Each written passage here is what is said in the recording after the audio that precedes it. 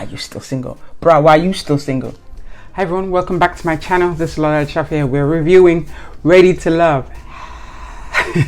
Alright, so this is episode 8.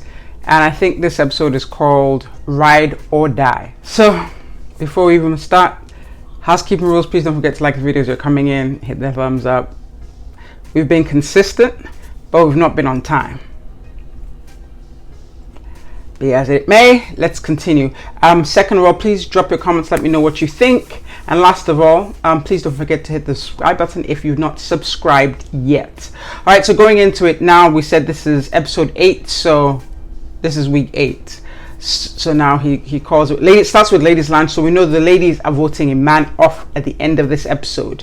So we start off in the ladies lounge, and Uncle Nephew Tommy calls them the Elite 6. That's really nice of him. But okay, so we're going with Elite 6 right now. And, so he starts off with one thing. He says something about, being honest about how you feel. Now, ladies, you and I, we know that sometimes we bury our feelings or we're not honest. We may be feeling something or we may not be feeling something and we don't necessarily confess. And the issue with that is when you mask your feelings either to save the person's feelings or your feelings, then you're not going to make a true genuine connection, because whoever's connecting with you is connecting with whoever you're trying to be and not who you really are. So that's definitely some good advice. I think men are more honest in this respect and this regard. I'm not saying they're all honest, but they have an attitude where they're like, this is who I am. Take it or leave it. Whereas we still feel the pressure to conform to what we think his picture of a feminine woman may be, whatever that may be. So I think, yes, believing, being better and doing better and representing yourself better, but still be consistent in being you. If you are a Tim's girl, please don't go on a first date in some heels just because you're trying to look right, because then he's going to be expecting Tony Braxton and not Tamar. I mean, Tamar wear heels, but you know what I'm saying. They're two different areas. Another thing he did mention about that he continued in terms of the conversation was us not necessarily being honest with ourselves. How does that apply? You meet a guy. He has a few things, or maybe you're confused. He comes in, he's wearing a suit, a sports jacket, his shoulders filling in the jacket. He's got a nice smile and his teeth are white, and he smells good. Immediately, you don't see the rest of it. Like behind that mask is a demon. In the perfectly coiffed hair, whether it's waves for days or a bowl cut, the horns are there. Because of the first initial package, you don't see the horns. So he says, in that regard, this episode was, your BF meets your boo episode, because there your BF is going to keep it real with you and say, yo, sis, see those horns? You thought that was a curl pattern. Sis, they're horns. Please run. So just, we do this every year. This is not new. All right, so the first meet, the BF, meeting the boo, was Katerina with her BF. What was her name? Ali. First meeting off was going to be Phil and I believe, who was it? Phil and who? Phil and Herbert. All right, so Phil comes with the scene first. First question is, what did you like about Katerina first? It comes up with something, light. Oh, she has, he was drawn to her by her laughter. Okay, shortly after that, Herbert comes in. So Herbert's the second date to meet Ali. And immediately in my mind, I'm like, oh, so Herbert can get to meet Ali, but Katerina didn't get to meet Mel, who was Herbert's ex from last week. I'm just saying. I'm feeling some kind of way about it. Y'all can tell me what you want, but I don't know. But it is what it is. He asked a question. Why is Katerina single? Why are you still single? Bruh, why are you still single? That's a good question, because I could ask him the very same question. Sir, why are you single? I have mixed feelings about that question, because it tends to always get directed at a woman. So why are you single? What's wrong with you? Sir, what's wrong with you? I don't know if there's any good way to answer this question. But y'all tell me in the comments, because I don't know, when somebody come out like, why are you single? Sometimes they may say it as a compliment, like, oh, I can't believe you're single. Yeah, but not why are you single? Because why is a long tail and 2 branches? Like, next, why are you single? So at the end of the date, clearly Ali likes the way Phil was responding to the questions. Herbert seemed less responsive or less engaging, and rightfully so wanted to ask questions, but I don't think he wasn't graceful, and he wasn't I didn't get the gentleman vibe, where, because if you wanted to play the gentleman or be a gentleman, whichever it may apply to him, if he's playing or he's being, let the lady get her questions out. Let her answer you questions. Let her finish. Let her listen to your answers, and then proceed and then ask questions. To me, that would be, but it almost seemed like he was interrupting her to, hey, what's the, blah, blah, blah. I mean, it's good to ask questions, but I don't think he's interested. So I don't know. But anyway, at the end of the date, Ali got the impression that Herbert was more of a player and didn't really have solid answers, whereas Phil seemed to be more interested in responding and Phil came across more genuine and more sincere. Whether that's true or not, that's left to be seen, but that's what Ali got. But of course, Katerina was like, yeah, she actually felt the opposite. And so her impression of Phil was, I think maybe Phil hadn't been responding to text messages, I guess. Nobody responded to nobody at this point. You people just show up to Phil. So she did say something like, yo, if you're not going to pursue me, I'm going to lose interest and lose it fast. Sis, I'm with you on that one. So yeah, at this point, I never really saw she and Herbert having a connection, but I guess she will need to fill her date card. Alright, so the next date of the episode is Aries and her friends. I think it's Stefani and Lacey, a guy, meeting up with Phil and Chris. Alright, so, sit down, and I think the questions like, what do you like about Aries? And Chris starts with, she has a peaceful aura. I mean, that's good. That makes one think about how, all the dating coaches online say be a man's piece. And then the ladies always respond, well, why can't he be my piece? Why can't we be each other's piece? On camera, Chris does not appear to have an imposing presence or a tall, huge exterior, but he's fast getting the reputation based on clips that he's an alpha male and needs to be in charge and needs a woman to subdue herself to him. That's the impression that's been given or been pushed towards us, because keep in mind, everything is edited. So one could take that, his desire for a peaceful aura in many different ways. But I think, just to stay right there, I think we all require peace equally. One doesn't need peace more than the other. So he's wanting peace means he's going to give peace. Now, we don't know him, but he does seem to have a gentle disposition, particularly because we'd seen him break down when he was describing the loss of his mother and the fact that he liked how Aries was with her boys. So I just have this impression, but the impression that the other cast members don't have, of him breaking down in front of Aries. So it's kind of hard to run with the narrative that editing is trying to give us as Chris as the alpha male who's overbearing and overpowering. So I almost feel like that's the role they want to give him, but it's hard for me to buy that because of that prior scene a couple episodes ago. But let's continue. So another thing that Chris says that that I want us to break down. So he says that when you say Aries' name, you'll never hear anything negative about her. So in my mind, so I'm like, so sir, are you saying you're swayed by people's opinion of your love? So I've got like a mixed reaction to it. So, I could say, being swayed by opinion could be, put in the category of early versus late. So of course, when you're meeting someone, gathering data in the beginning, early on, as you're trying to figure out, is this person for you as a man, or let's say what? So in the beginning, I can understand how other people's opinion of this lady might affect you. But later on down the line, then that shows me you don't have a spinal backbone, because you're not affected by what everybody says about your lady. So they get to a point where I think they were asking whether they asked the gentleman how they feel about a woman who was ambitious. Phil goes ahead to say that, he likes an ambitious woman, but his reasoning for liking an ambitious woman seemed like almost like he was needing someone to come in and supplement the household income. Let me know if you think I'm fetching straws, because he went through a whole monologue of he went in this industry, was in this industry, then went to a 9 to 5, and then did this. Like, yeah, like it's I get you saying, yeah, I want an ambitious woman, I like one, but then the qualifier, what he said after that, almost made me look, it made anybody that was on Aries' side look at him like,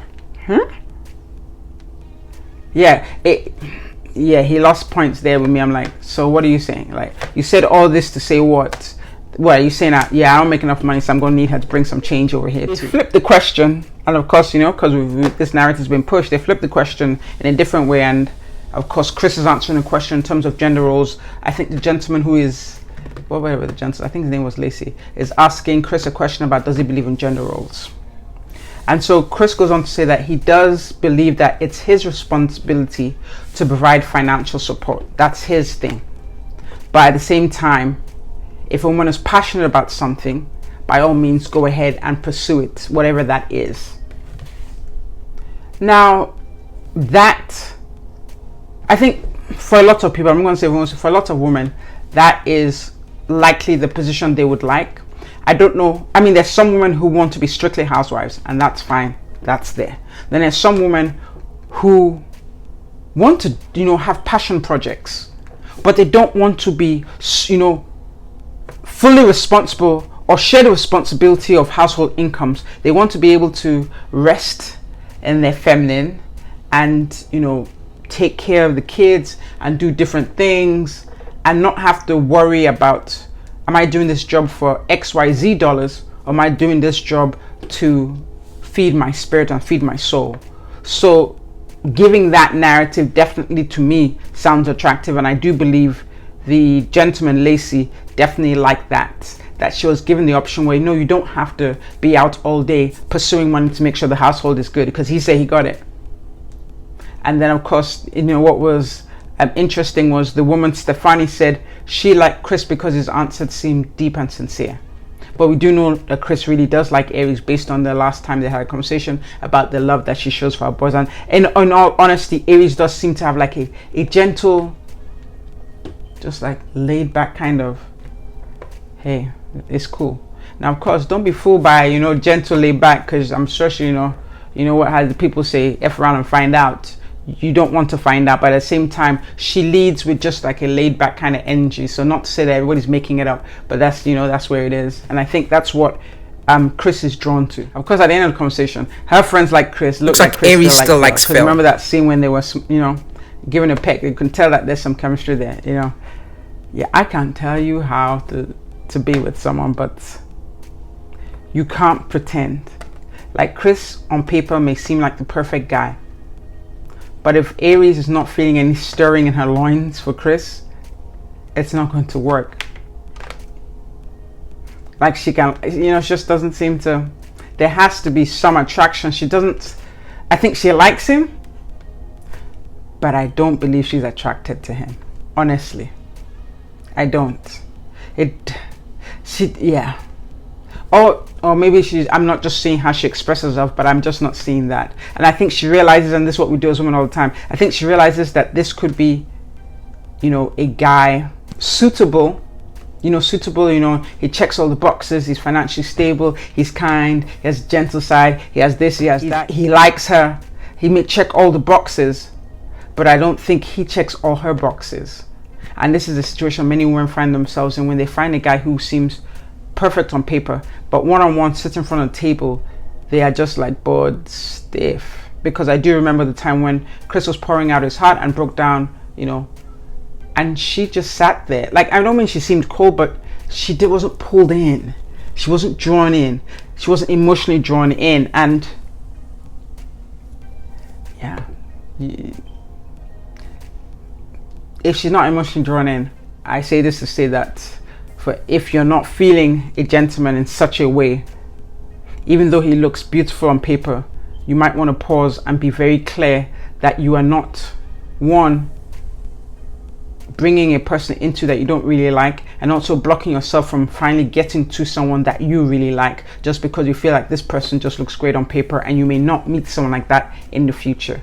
So next date of the episode is Janelle and her friend Quinn, who meet Quentin and Herbert. So I guess, I don't know, maybe Herbert trying to start off on a fresh foot, I don't know what, but he comes with a gift. Like he trying to level the playing field. I don't know, comes in with a gift, which is okay, which is nice gesture. Like he's trying to one up Quinton, but quickly he loses his footing very quickly. It just appears that Herbert, with any of the gentlemen on any of the dates when he's paired up with somebody, even though he has on paper what women may find attractive, they say he's charming, check. He appears to be tall, check. He's not bad looking, check. But that seems to be it. Like, I don't know if he's not personable on camera or if he's just not really into the whole process. But very quickly, he always tends to be outshone by the other person, regardless of how that person is, whether they're tall, short, good looking or not. So Quinn asked them, what do you like about Janelle? And Herbert's question is like, she a thug. I don't think any 40-something-year-old, devoted Christian, born again lady want to hear the man who says he has romantic interest in her say she a thug. Now you can kind of joke about it, which I joked about in another episode, but when you're at the table and this friend is collecting data to say yay or nay, she a thug ain't gonna cut it, sir. And this is where Quinton comes in to swoop. This is what Quinton says. Quinton said, very softly, that Janelle might be a lot for most guys, but not for him. Can we say #home run? The ball is at the park. Like, that was, he's like, she's not a pushover, but I got it right here. I got what she needs. And that tells you right there about age just being a number in a lot of situations, because there's between 7 to 10 years between Herbert and Quinton. Quinton is younger. Quinton's like 33. I wouldn't say Herbert's 41 or 43. I can't remember which one. But Quinton leads with maturity a lot of the time. And there's sometimes I'm like, Quinton, once when I think I struck him off. I can't remember why I did, but I did strike him off for that. But just that answer. Like, of course, he might be a smooth Casanova and have way words, but I'm going to give him benefit of the doubt today. And I'll let you know if I change my mind later. But definitely that was a very suitable response. Like, I'm confident in my manhood, where she might be a lot for you, Herbert, but she's perfect for me. I got this. Like, woo, Quinton, you're winning. Then they go on to ask about, timeline for marriage. Are you looking for marriage? Quinton says marriage is something he seeks. He doesn't have a timeline for it, but definitely something he's dating with intention, is what he's saying. And of course, Herbert goes on to say that, based on their last conversation, timeline is a thing for him. And it appears that they have a different timeline. I mean, I'm not mad at Herbert. Speak your truth. If you're not ready, you're not ready. You can't make a man marry and then all of a sudden you'll be like, in the marriage he's not ready. No, I'm not sure what Herbert's looking for here.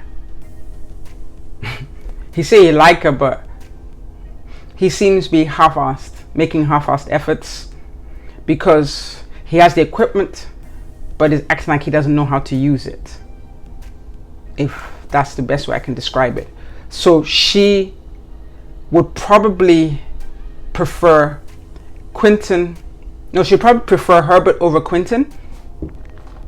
Firstly, for the age. But Herbert's just not delivering.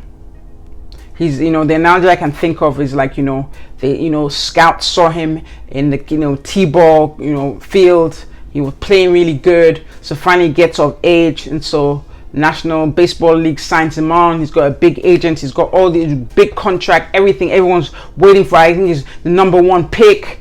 Then all of a sudden, first season, he just is a washout. That's my analogy for Herbert. Like, he looked like he had promise, but episode 8, he looked like a washout. Like, sir, what's going on? Like a legion of the women. I think most of the women were attracted to Herbert, but very quickly a lot fell by the side. So at the end of the thing, Quinn, who is Janelle's friend, says, she kind of likes Quinton, but she's going to need his actions to match his words. Wise decision, wise, position. But like for Herbert, he don't seem serious. That's the second friend that said Herbert's not serious, because then Katerina's friend said he's not serious. Okay, so that's 2 people down. Like, 2 different people, 2 different occasions. That's consistency right there. It's one time if it's, that's why we do the star rating. If you get 9.5 stars out of 1,000 votes, then you know that what they vote, like 1,000 people, that's a nice hefty power on that, study. Herbert, you're not serious. So next date, BF meets the boo is Lee with her homie Muffin. First of all, don't want to be rude, but is that homie's friend really Muffin? And why your friend have a stripper name? Anyway, so they meet Quentin. I don't know if they didn't have that conversation from the prior date about when he confessed to ghosting her. Right, that's when I said that, Quentin, like, you're losing points based on, like, he knew he had pulled back without communicating why he was pulling back. It doesn't appear that they've had a conversation. I don't know, y'all let me know. But there still seems to be a stiffness. So what Lee was hoping would happen would be her girlfriend Muffin will give him the burn and the grill to answer more questions and get it out. That did not appear to be the case. First of all, let's start from the beginning. Opening scene when the girls talk and then Quentin comes out of his truck. Stop right there. Can we compare the attire for when he was dressing to see Lee and when he was dressing for the date with Janelle?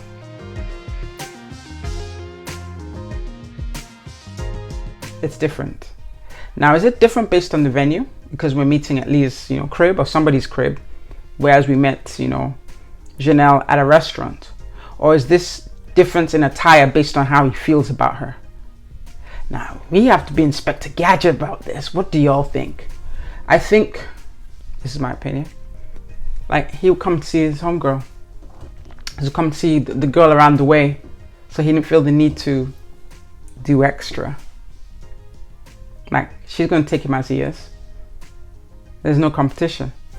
But with Janelle, one, there's competition. Two, he's trying to win her over. And this is when they say with women, pay attention in terms of letting him pursue you, because for the most part, men are seekers. They want to work to get your attention, because the more work they put in, the more they appreciate you if it happens. But when a man has worked to get your affection, there'll be appreciation for the work he put in himself, and he'll be more likely to appreciate you once you're in a relationship. I said more likely, I didn't say always likely. There are some situations when a man will pursue a woman just to dump her. Now that one said is not correct. There must have been some signs on the way, but I'm just simply saying that he's making less, it appears that he's making less effort with Lee than he is with Janelle. So I'm not from the school of thought where they're like, play games and do this, pick up every third phone call. I don't have that power. But there is something to be said when a man has to put an effort in for your affection or your attention.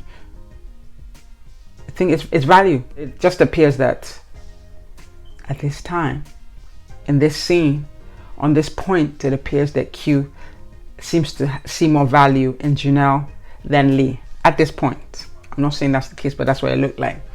Okay, he come in a bomber jacket and some jeans and just some like green crew shirt or something. Meanwhile, he wearing a dress jacket or sports coat when he met up with Janelle. I'm just saying. Y'all tell me what y'all think. As they were talking, they pan to Q. I keep calling him Q, but let's call him Q. We know Q is Quentin. So Q says in his confession that there seems to be some discrepancies in how, or the nature of relationship between Muffin and Lee. Like, he couldn't really dig, more than below the surface. Like, yeah, they were buddies, they met in a nightclub, but then Lee seems to be a homebody, but Muffin likes to party. So how close are they? What kind of girlfriends are they? And he really wasn't able to get that connection as to how close are they, or was she just here to answer questions? He might be on something, because the girl couldn't even ask the right questions. She got lost. It's clear that Muffin didn't get the assignment. She did not understand the assignment that was given to her. She acted like she wanted the guy for herself, because all of a sudden she's like, she's not grilling him. Like, Muffin felt like a pack of cards. And Lee was not happy about it. But then Lee herself should, never leave a kid to do a man's job. Don't leave a boy to do a man's job. Like, how are you expecting her to do the work that you should have done? I would just say that, they meet. I don't know. I can't tell Lee how to do it, but clearly there's a sea of misunderstanding between them, a sea of questions between them. And at this point, at episode 8, are they going to be able to cross the sea to actually see if there would be a real chance for them? All right, so next date is Sierra with her friends Olivia and I believe Delton. And they meet up with Maury and Herbert. Is this Herbert's third date? Like, Herbert is highly requested, but lowly appreciated. Alright, so same question. What do you like about her? These are producer questions, because why are we asking the same questions? Maury say he likes Sarah's personality. Whoop de woo, like, gee, Sherlock, like, we couldn't figure that out, do you?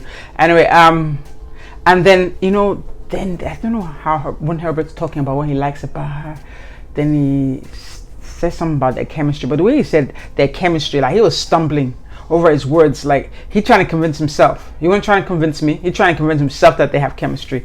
I don't know. Like, Herbert, there's something is not complete. There's something missing. Like, when something don't make sense, it means we don't have all the facts. Herbert, why are you here? I don't know. So stumbling as to whether, I don't see any chemistry. I don't know. The only time they had something cute going was when they did the improv date, and they both agreed that, you know, getting married and having children was their priority. That's it. So friends at the end of the date concluded that, yeah, Herbert's a fun time guy. Meanwhile, you know, Maury is more husband material.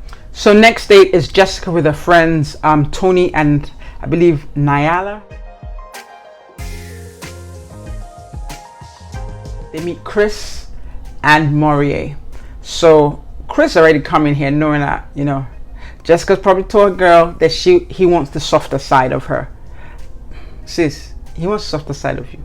If you don't have softer side to give him, get yourself a nice beta man. Is that what they know to say? Who don't need the softer side. Who be soft for you? I don't know. Because me too, I'm tired of this back and forth. I really am. So anyway, so when they're asking him what are the wife qualities that he sees or he wants, he's stumbling over his words. Because he know that they don't want to hear that he want a soft woman who be there to support him and hug him and give him food. Like, he wants a traditional, he is for gender roles and appears to want a woman in a traditional sense of the word. That, yeah, he's okay that she's a businesswoman, but when he around, she needs to put her business hat to the side and cater to him. He wants to be catered for. I'm not here to scatter what he wants. No, he knows what he wants. He can very easily get what he wants because he's gold. There's some people that want to be a CEO of a company but don't got what it needs. They don't got what they need to be a CEO of the company. He's got what he needs. He's saying, I don't want you to work. You don't need to work.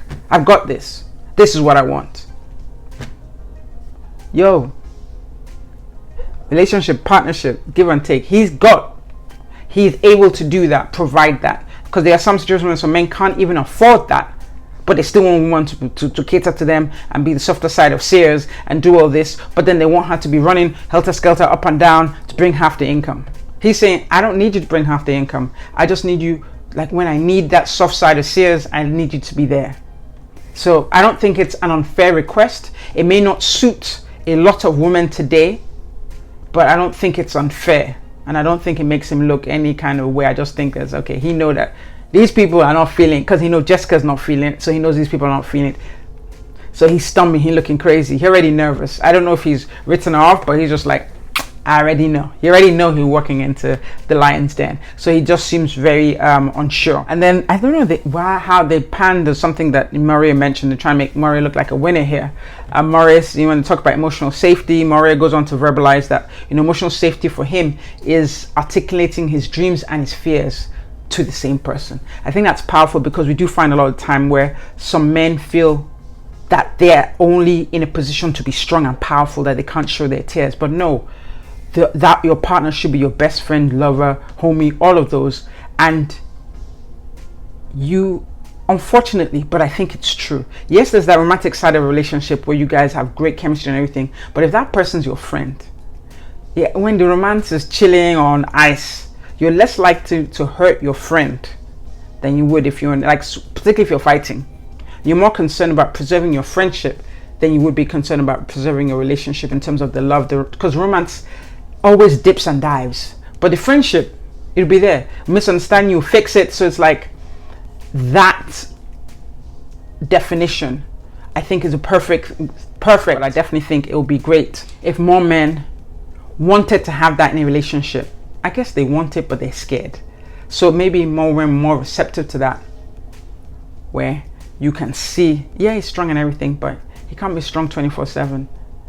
To understand his fears and not, use his deficiencies to critique him, the things he's done wrong, to critique him in another situation. When he's confessed to you what his fears are, now using that against him in another conversation, now weaponizing his fears, weaponizing his pain, weaponizing his faults in a different situation. I think that's what a lot of men may fear. And so if they know that they're safe and they can do that and it won't be used against them, then that only strengthens the relationship and improves the appreciation. I might just say Murray killing it right now. I'm not a Murray cheerleader, but he's doing his thing. So finally we get back to the ladies lounge, aka the dragging session. Of course Jessica talked about how people didn't want Chris, so Chris get dragged. Herbert like he a hoe or he's just not serious. They shall put most of the guys but was it who they not put in the bottom? They put all the guys in the bottom shot. But anyway, they're going to vote out 2 guys. There's going to be an overnight trip. So elimination dates, we know it's bottom 2, Chris and Herbert. So I'm thinking to myself, Chris is, a viable option for more than one person. Herbert's a viable option for more than one person. How did this happen? So anyway, it turns out, Chris is here to stay. He listens to the feedback. He does say something about maybe he's been misunderstood, but maybe those women are attracted, like he says, possibly some of the women who were not for him were not necessarily attracted to him. Maybe not, I don't know, Chris, but you're gonna have to play a tight game from now on, because as the men become less and less, your sins will be easily seen by more people. But so Katerina meets with Herbert, and also Herbert, of course, he's like, okay, he knows that this date is after a deliberation. In jest, he says, let me eat my salmon before you possibly eliminate me. But I think he said that thinking he wouldn't be eliminated, because when he did get eliminated, he seemed shocked. I was shocked because they've been, I don't know, maybe production is more keen on trying to find lasting relationships than having cute characters or good-looking characters to go to the end. Because in the past, honestly, good-looking people would last to the end. But this time, they're just knocking off the good-looking people. Like, you, hey, go next. Because when they sent Chris home, I was surprised, because Chris was, easy on the eyes. It was a tall glass of milk. When they sent Chris home, I'm like, they're not playing this season. So all I see, she talk about you're not ready to love. I was shocked. They sent Herbert home. You're not playing, or y'all are playing. I don't know which one it is. I think production did not do a good job of picking the people to begin with. Maybe that was it. But I really was kind of surprised that the handsome privilege did not work for him. Like, they sent his ass home. I don't think he thought he was going to go home. He knew that it was in the bottom 2, but he did not believe it was going home. That's why I cracked that joke. Let me eat my salmon before I get booted. Thank God he ate the salmon, because the ass got booted. Anyway, guys, this is the end of episode 8.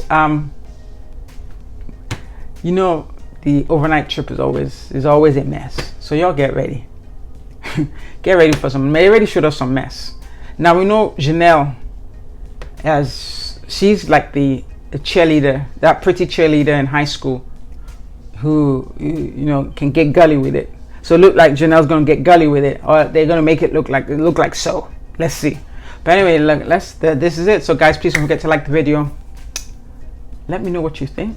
If there's something I missed, something you want to throw out there. And last of all, if you haven't subscribed, please hit the subscribe button. Lola, over and out.